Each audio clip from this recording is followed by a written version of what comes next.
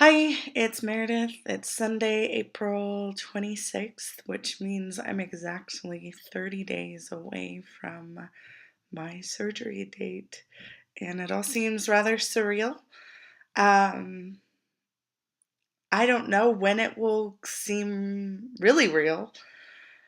I anticipate it's probably going to be when I'm in pain because I don't even think going on an airplane, getting into the hospital, she always does this. Yes, hello, go ahead. Walk across. Always has to be about her. Um, Being wheeled into surgery, I anticipate seem still very, very surreal. But then once I wake up and I'm sure I'll be in pain, then I'll wonder, what the heck? What have I done to myself? Well, that's what I anticipate happening. Maybe I'll be one of those few people who I read about who experience very minimal pain, but I doubt it because I have a very low pain threshold. So, woohoo! All right, I'm gonna try to keep this video short, and I know I always say that, but I don't have much to talk about.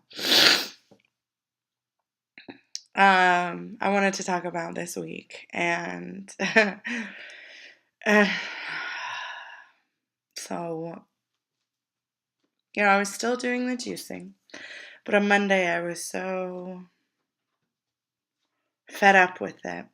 I went to the store and I bought 3 jars of olives because I was really craving something salty. And I ate half of each of those jars. So I had like 1.5 jars of olives on Monday. And then on Tuesday, I think I finished those jars, plus had a dairy-free stuffed bell pepper that I made. And then Wednesday, Thursday, Friday, I had a lot of different types of meat that I went to the store and I bought. Nothing inherently bad. They were all lean protein type meats. But I ate a lot of them. I still juiced. I only missed 2 juices this week, which, in the grand scheme of things, considering the fact that I added a lot of food in, was pretty good that I continued to juice. Um, the reason that I did was because I had all that fresh produce over there and didn't want it to go to waste over there in my kitchen. So Saturday morning I woke up and I was really anxious and I was like, oh gosh, I know I gained this week. And I shouldn't have, but I did. I stepped on the scale and I gained 2.6 pounds. And so I threw in the towel and I said, that's it. And I went to the store and I bought 2 pints of dairy-free ice cream. It was dairy-free and gluten-free. But then I bought these dairy-free, like Fig Newton type bars that were all natural ingredients, but they were not sugar or wheat-free. I also bought like those Special K cracker chips, the barbecue kind. Bought 2 bags of those. And I had some leftover turkey sausage at the house. And I had pork. So I ate pork that day, plus the Fig Newton type bars, plus a pint and a half of ice cream, plus the 2 bags of those Special K chips. I had 2 liters of water because I also bought some Smart Water. I was really thirsty. Ugh. But I also had 3 juices that day. I ate most of the turkey sausage, but then I poured soap on the remainder, as well as the remaining half pint of ice cream that I didn't get to because I was really, really full. And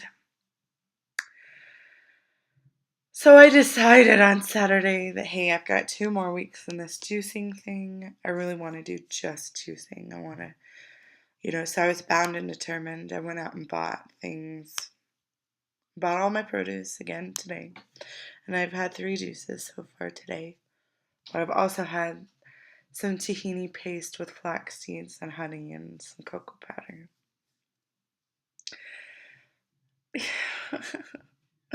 I mean, okay, let's look at the positive. I didn't go overboard binging in terms of the type of food that I got.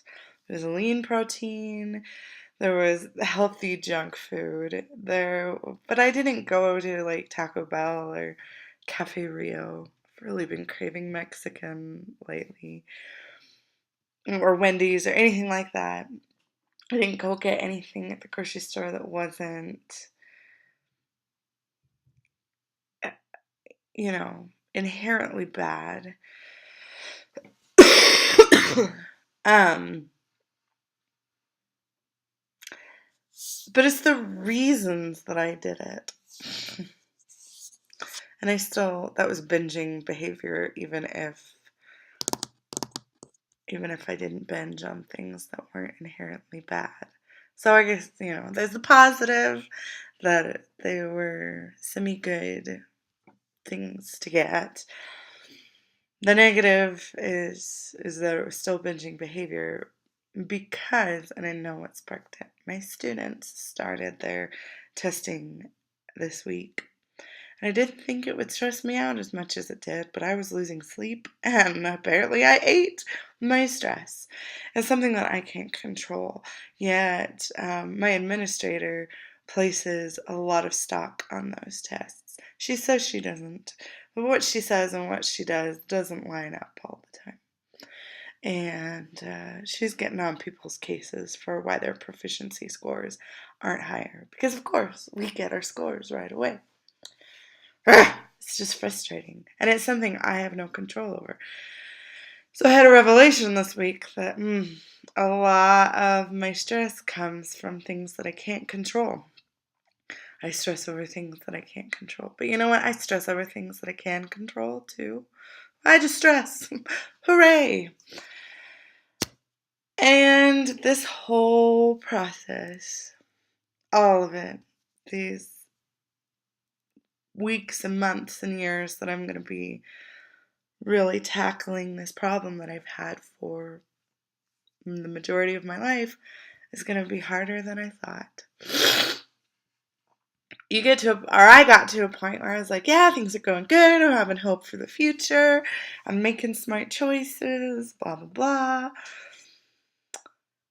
And then, something unexpected comes your way, and you're like, what? I'm returning to old behaviors that aren't really that old. They've been pattern behaviors that I've had for years. Anyway, I don't know if I naively thought that I had this all together. I don't think I did. I don't know. It's just, I think this is going to be harder than I thought it would.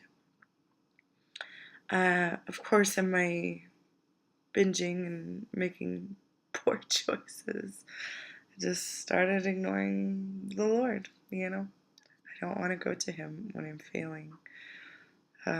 That's also a pattern in my life. I don't want to go to anybody when I'm failing because I don't want them to see me that way.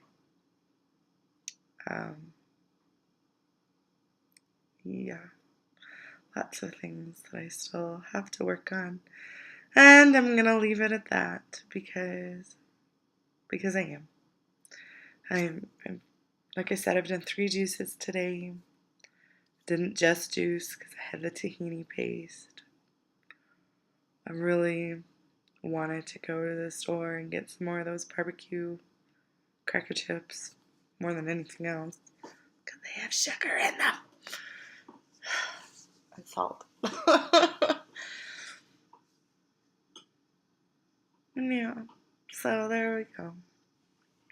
I'm not perfect. Surprise. There's a lot of work that has to be done, and I need to be trusting God. I think that's what it boils down to. I don't trust Him in my things that I don't have control over. Okay. We all have things that we need to work on, right? I'm not alone out there.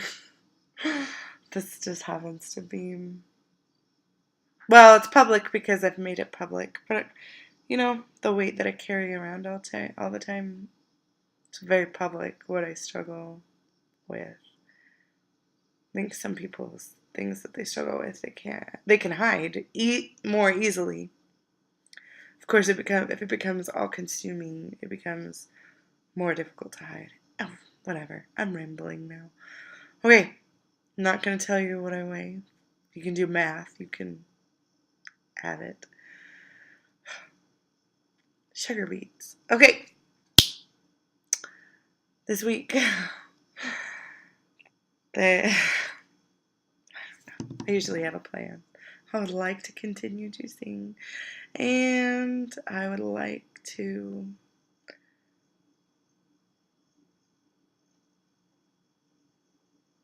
figure out ways that I can go to the Lord rather than go to food.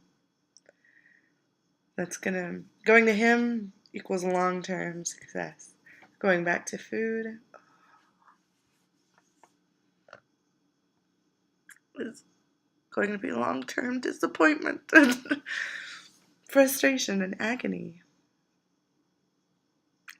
It also means that I have to give up this false sense of control that I'm addicted to. Alright. It's going to be harder than I thought. But that's okay. If it wasn't hard, I wouldn't be struggling with this.